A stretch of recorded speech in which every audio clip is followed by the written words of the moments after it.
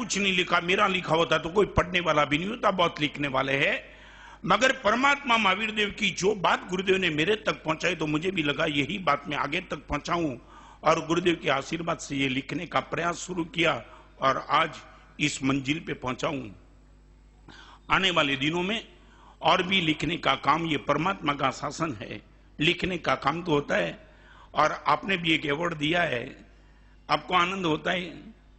मैं भी बताऊं कि मुझे भी जब दिल्ली से बिहार किया तब शासक पक्ष और विपक्ष दोनों ने मुझे एक अवार्ड देने का प्रयास किया था, राष्ट्रहित चिंतक।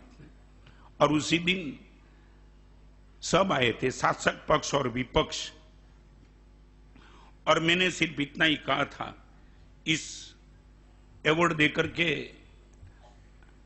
आपने मेरा डिवोल्यूशन कर दिया। सुनने वाले स्तब्ध थे, बड़ी उम्मीद के साथ वो अवार्ड देने के लिए आए थे, राष्ट्रहित चिंतक की उपाधि।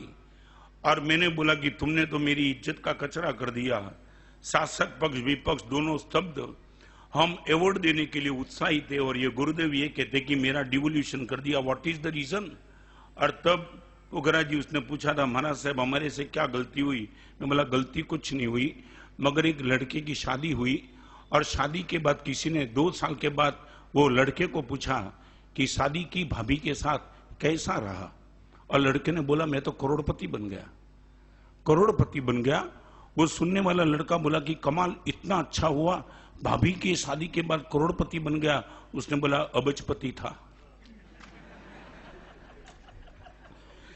अबजपति था, करोड़पति बन गया भाभी के साथ शादी करने के बाद। तो राष्ट्र शासक पक्ष और विपक्ष दोनों बैठे थे जब अवार्ड देने का उन लोगों का प्रयास था। गुरुदेव हम आपको राष्ट्रहित चिंतक की उपाधि दे रहे। मैंने यही एग्जाम्पल के साथ कहा कि तुमने मेरा भी डिवोल्यूशन कर दिया, क्योंकि भगवान महावीर का साधु जिस दिन से दीक्षा लेता है उसी दिन से वो विश्व हित चिंतक होता है। उनको राष्ट्रहित चिंतक बनाने की गलती तुमने की।